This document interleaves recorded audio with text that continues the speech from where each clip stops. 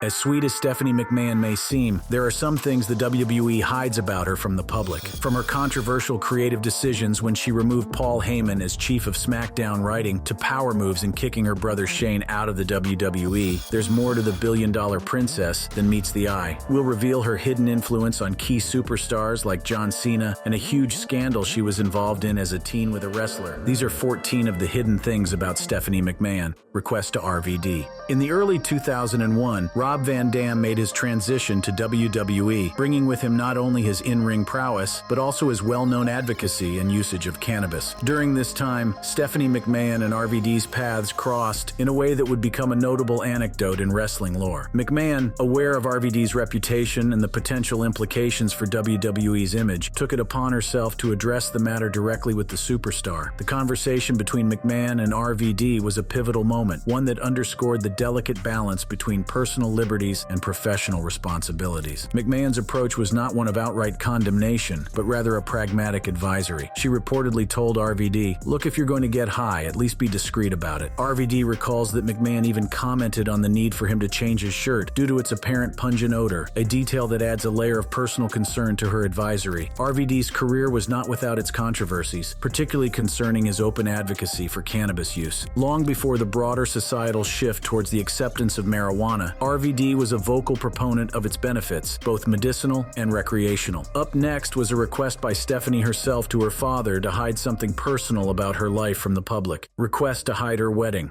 Vince McMahon originally wanted Stephanie's wedding to Triple H to air on pay-per-view so as to boost ratings and views for the WWE, but she vehemently turned him down. However, she and her husband turned down that request. This was after Vince himself tried to make her wedding to Triple H impossible. The wrestling industry, particularly WWE, is renowned for its ability to create compelling narratives that often draw from the real lives of its superstars. Storylines that incorporate elements of truth can resonate deeply with audiences, creating a connection that is both powerful and profitable. However, Stephanie's stance on her wedding demonstrated that there are limits to how much of their lives wrestlers should be expected to share with the world. This decision came at a time when reality television was beginning to peak, with shows delving into the personal lives of celebrities becoming a cultural phenomenon. The implications of this decision were significant for the wrestling industry. It encouraged other WWE superstars to consider their own boundaries and the extent to which they were willing to let the public into their private lives. This wasn't the only thing notable about her wedding. Another thing that happened at Stephanie's wedding that the WWE doesn't want you to know is Hayes almost ruins her wedding.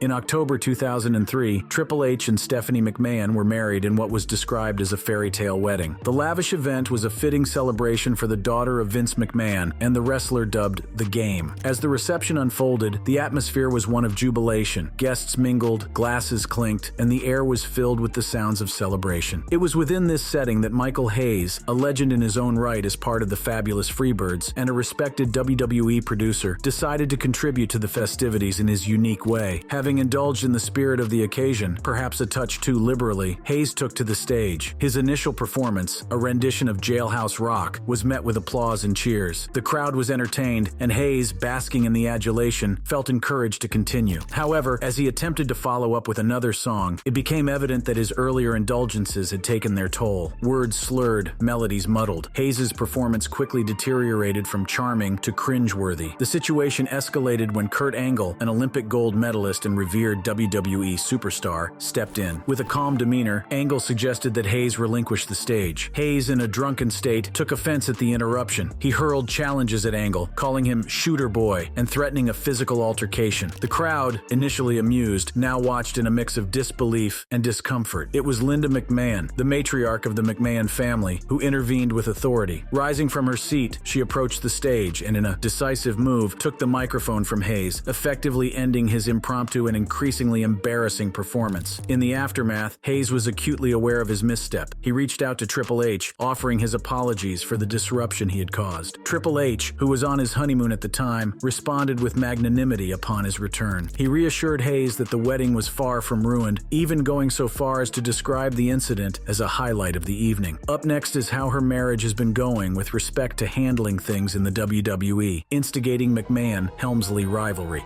It all began with an on-screen romance between Stephanie McMahon and wrestler Test, which seemed to be heading towards a fairy tale ending. The WWE Universe watched as the couple's relationship blossomed, culminating in an in-ring wedding ceremony that promised to unite two powerful wrestling dynasties. However, in a twist that shocked fans worldwide, Triple H revealed that he had married Stephanie McMahon in a drive-through chapel in Las Vegas, claiming that she was unconscious at the time of their nuptials. This bombshell not only disrupted the planned wedding, but also set the stage for a dramatic shift in power within WWE. The initial reaction was one of disbelief and betrayal. Vince McMahon, Stephanie's father and the patriarch of the McMahon family, was portrayed as a heartbroken father whose daughter had been taken from him by his adversary. Triple H, already a rising star within the company, was seen as the villain who had orchestrated this scandalous act. But as the storyline unfolded, it became clear that Stephanie McMahon was not a mere pawn in Triple H's game. She was a willing participant, and her alliance with Triple H was a calculated move to seize control. The revelation that Stephanie McMahon had conspired with Triple H all along was a defining moment in her character's evolution. She transformed from Vince McMahon's innocent daughter into a shrewd and calculating figure ready to challenge her father for dominance in WWE. Together, Stephanie and Triple H formed the McMahon-Helmsley regime, a coalition that would dominate the company both on-screen and behind the scenes. The McMahon-Helmsley era was characterized by the couple's ruthless tactics and their unyielding grip on power. Triple H leveraged his relationship with Stephanie to ascend to the top of the WWE hierarchy, capturing the WWE Championship and solidifying his status as the company's top heel. Removing Heyman from SmackDown writing, the WWE hid the fact that Stephanie was the one responsible for the removal of Paul Heyman from SmackDown writing. As head writer for SmackDown, Heyman had a specific vision for the show, emphasizing the performer's athleticism and wrestling ability. His approach garnered critical acclaim and resonated with a segment of the WWE fan base that appreciated the sports-centric presentation. However, this philosophy sometimes clashed with the broader entertainment-focused strategy that WWE, under the guidance of Stephanie McMahon and other executives, was known to champion. The differing perspectives on the show's future became a source of friction. On one side, there was Heyman, the advocate for wrestling purism, pushing for SmackDown to be a showcase of the industry's best athletic talent. On the other side stood Stephanie McMahon and the WWE executive team, who were mindful of ratings, sponsorships, and the need to maintain a product that appealed to the widest possible audience. Heyman often had to defend his creative decisions and argue for the merits of his approach. Meanwhile, Stephanie McMahon, tasked with overseeing the creative direction, had to consider the long-term implications of these decisions for the brand and the company as a whole. The delicate balance of power and influence within WWE's creative hierarchy was constantly changing, and Heyman's position within that structure became increasingly difficult. Ultimately, Stephanie McMahon's decision to remove Heyman was not made in isolation, but was the result of an accumulation of factors, Baylor keeping his gay character.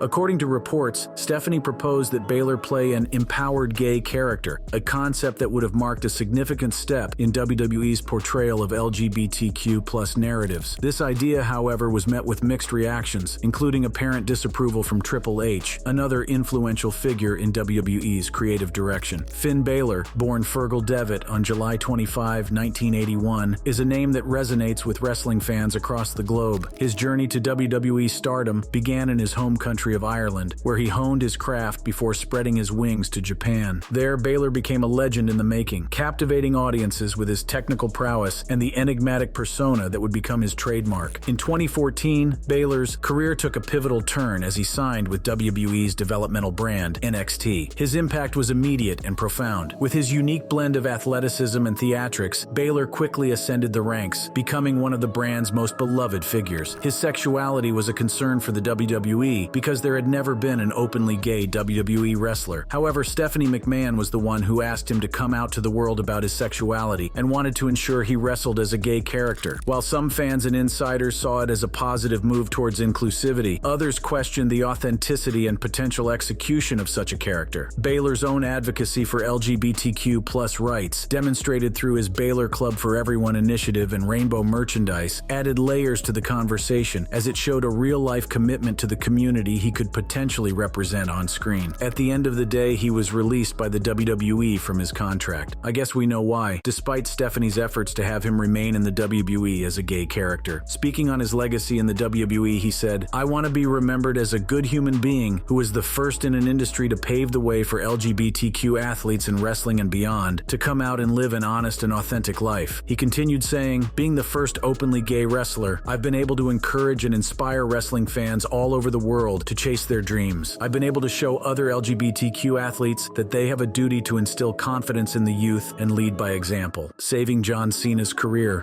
Cena's character floundered when he initially joined the WWE because the fans somewhat could not connect with his character. The cheers that had greeted his debut slowly turned to silence, a sign that the audience was not invested in his character. This lack of connection is often the announcement of a wrestler's career ending in WWE, where the relationship with the audience is very important. Behind the scenes, Cena's struggles did not go unnoticed. The WWE creative team was at a crossroads with his character. The word release was whispered in the corridors, a possibility that loomed over Cena like a dark cloud. What could he do to turn the tide and save his career? The answer came from an unlikely source. Stephanie McMahon, a prominent figure in WWE and a member of the McMahon wrestling dynasty, saw something in Cena that others had overlooked. Cena's fate took a dramatic turn during a tour of Europe, away from the cameras and spectacle of WWE programming. Cena, known for his quick wit and love for hip-hop, would often entertain his fellow wrestlers by freestyling during bus rides. It was during one of these impromptu performances that Stephanie McMahon took notice. She saw the charisma and the unique flair that Cena brought to his raps, elements that were missing from his on-screen persona. Recognizing the potential for a character that could blend Cena's love for hip-hop with his in-ring abilities, Stephanie took a chance. She suggested that Cena showcase his rapping skills on television, a move that would require the approval of her father, Vince McMahon, the chairman of WWE. The pitch was a risky one. Transitioning Cena's character from a generic wrestler to a rapping superstar was unconventional, and there was no guarantee that the audience would embrace this new persona. But Stephanie believed in Cena's talent and was convinced that this was the change he needed to connect with the WWE universe. And boy, did John Cena connect with the fans, blocking Vince Russo's hiring.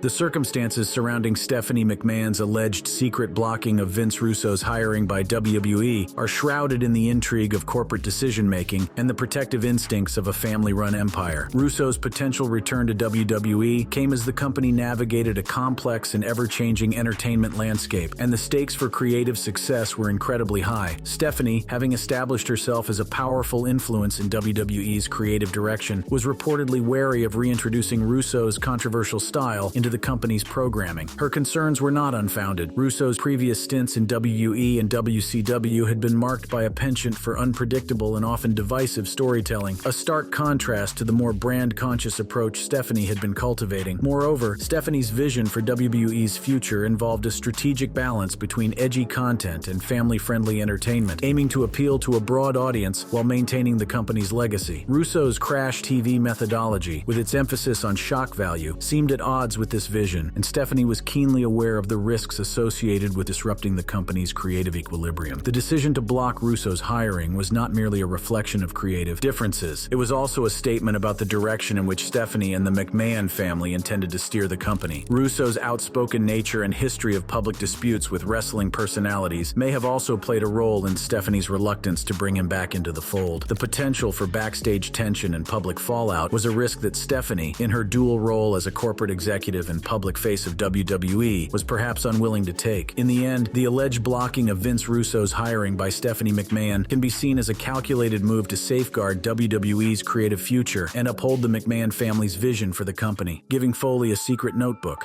As general manager of Raw, Foley found himself both supporting and challenging Stephanie's decisions. Their professional relationship was a dance of power and respect, with Foley's role often being to humanize the corporate image that Stephanie projected. Despite their occasional clashes, there was an underlying mutual respect rooted in their shared history and dedication to the WWE brand. Foley's tenure as general manager saw him advocating for the talent and providing a voice for the locker room. His approach to leadership was characterized by empathy and a genuine desire to see the wrestlers succeed. This contrasted with Stephanie's more calculated and business-oriented strategy, creating a compelling dynamic for viewers. The news that Stephanie McMahon secretly gave her secret notebook to Mick Foley intrigued fans and insiders alike. Foley and Stephanie's relationship has been marked by moments of collaboration and conflict, both on-screen and behind the scenes. His respect for Stephanie's position and his understanding of the pressures she faces as a high-ranking executive has been evident. At the same time, his commitment to the wrestlers and the audience has sometimes put him at odds with the corporate agenda. In the world of WWE, where storylines are meticulously crafted and the success of the brand hinges on the execution of these narratives, the contents of Stephanie's notebook could be a goldmine of information. It could reveal the creative process behind some of WWE's most successful angles and the thought process behind the push or de-emphasis of certain wrestlers. This level of detail is invaluable not only to those within the company, but also to competitors and analysts who seek to understand the inner workings of the world's largest wrestling promotion. Foley remains grateful to Stephanie for entrusting him with her notebook, covering up sexual allegations.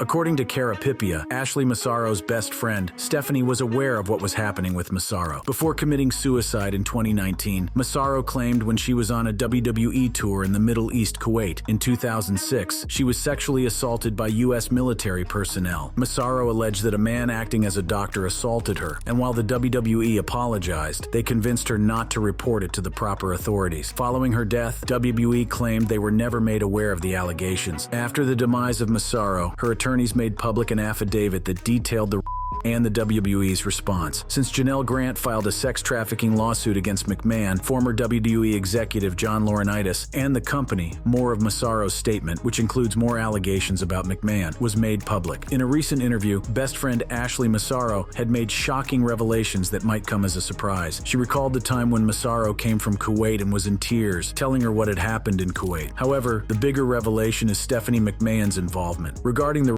Massaro spoke with Vince McMahon on several occasions. He also had a conversation with Stephanie McMahon, his daughter, who was then a member of the WWE executive team. But when Massaro received a request for an in-person meeting from the organization following his return to the United States, the tone of the messaging changed from consoling to menacing. According to Pipia, Vince had Stephanie McMahon take his place because she was a woman to make Ashley comfortable, and they just played with her. Stephanie had Massaro feel comfortable and safe about it. As soon as they walked into this boardroom meeting, Ashley was on her own completely, and she was threatened, and there was no compassion, there was no sympathy, there was nothing. The Macho Man rumors. After a very successful decade in WWE, Macho Man Randy Savage left the company in 1994 as he was unhappy with being used more as a color commentator than an in-ring performer. He had a career resurgence in WCW, but did not rejoin WWE when Vince McMahon famously bought his biggest competition in 2001. Savage even gave an interview to WWE Magazine in 2003, following the passing of his real-life ex-wife, Miss Elizabeth, who served as his valet manager for years. But things changed a bit in 2004 when Triple H, who had married Stephanie McMahon the year before, said in a magazine interview of his own that Hulk Hogan and Macho Man Randy Savage were dinosaurs, which clearly didn't sit well with Savage. He posted a video of himself in a gym bashing Triple H for his comments and followed it up by saying multiple times that he would steal Stephanie McMahon from him and take her for a ride around the block. It was around this time that the rumor seemed to get started. On September 15, 2004, the Death Valley Driver message board encouraged its members to post the weirdest, most shocking wrestling dirt that you can think of that at least 47% of people reading this post might never have come across. A user using the alias of G. Gordon Liddy posted the following. Macho had his way with Stephanie, she was about 14 then, back in 94-95, and that Vince found out, and that was the true ending for Macho Man and WWF. Makes sense as the gent never was asked back or has been really showcased in those nostalgia video packages they do from time to time. A big piece of evidence pointing towards the claim being true is that Macho Man's ex-girlfriend Stephanie Bellers revealed that Savage accidentally spilled the beans to her. She claimed that they were sitting on a beach, high as a kite on ecstasy, and that he admitted everything to her. She never went into what Savage actually said to her, as her answer to the question was extremely vague. The fact that Macho Man wasn't inducted into the Hall of Fame until 4 years after his death makes it look like the rumors are true. However, the biggest thing is that no one has ever outright disproved the claim. That's very suspicious to me, pushing Shane out of WWE. As the oldest McMahon child and the only son of Vince McMahon, it stands to reason Shane McMahon was the heir to the entire company, or at the very least, half of the WWE when you take Stephanie into account. While no one has seen the guy's last will and testament, once the chairman decides to exit this mortal coil, in theory, the company would have been left to both McKids. That was before Shane left the company several years ago to try and make it on his own, perhaps because of the rumors that Shane actually wanted to buy UFC and ECW at one point or another. At that point, in theory, Stephanie had more and more responsibility thrust upon her as the only McMahon offspring left working for the company at the time. In the years since, Steph and her husband have clearly been gaining more power. In the storyline, Shane would return and want his power back. The rumors of why he returned are also tightly guarded. This is because, on television, no one will ever really know what is real and what is not, which essentially makes for good entertainment but doesn't allow for much credibility. This means no one knows if Stephanie wants her brother back or if she has to put on a bad face for show. But people think her annoyance with her brother is true. If this one is even remotely true, she has also undoubtedly had several heated discussions with her husband in regard to Shane coming back, possibly trying to undo all that she has accomplished in the years since he left. If the rumors are true, expect a Game of Thrones level power struggle when the time comes. There's also a theory that Shane left the WWE after an argument with his father, Vince McMahon, over differences with respect to running the WWE and a specific Elimination Chamber match. I believe Stephanie certainly wouldn't want the world to know about this family tussle. Her favorites. It seems like an obvious thought, but Stephanie has her favorite wrestlers as well. We always see pictures of Triple H and signees, Triple H and his NXT guys showing the click sign. For some reason, there aren't pictures of Stephanie and her people just hanging out, going to brunch and having mimosas, or hitting the gym and training. But the billion-dollar princess does have a whole slew of ladies who are her favorites, and another handful of people who just made the list. One of her favorites is AJ Lee, and they usually hang out often. But the people on Team Steph are a veritable who's who of the women's division. Probably not a coincidence, and the WWE as a whole. From being one of Randy Orton's earliest supporters way back in 2004, to backing plenty of the ladies pulling the truck for the division now, to building houses with some of the divas in New Orleans, Steph has insulated the future of the company with men and women that she trusts, and by extension, she has gotten the rub and a push of some sort from her husband. Pushing the old guard out. Whenever new bosses take over, expect a lot of changes. It must seem strange to be the right hand to the head of the company and, in many ways, the entire industry. In all those years, watching the owner's kids grow up, playing with them, and talking to them, knowing full well that if and once they take any kind of power, you could be down and out really quickly. Bruce Pritchard is one of the people who had this happen to him when Stephanie was in full control of the writing staff, amongst many other facets of the business. As a long-standing WWE employee, Pritchard came over when Vince absorbed the Houston territory. With the exception of 1 year, 91-92, the guy has seen it all, but his relationship with Vince is what did him in. His side of the story, simply put, is that too many people were still coming to him looking for guidance when they should have been going to Stephanie. Several others would leave during this time as well, but this also allowed Stephanie to elevate some of the old guard she trusted and bring in more writers to help her align the product more with her vision, which Triple H clearly knows about and is certainly one of the people who continues to help her bring her ideas to the forefront. And it's a wrap on the things the WWE doesn't want you to know. If you enjoyed this video, click on any of the cards displayed on your screen.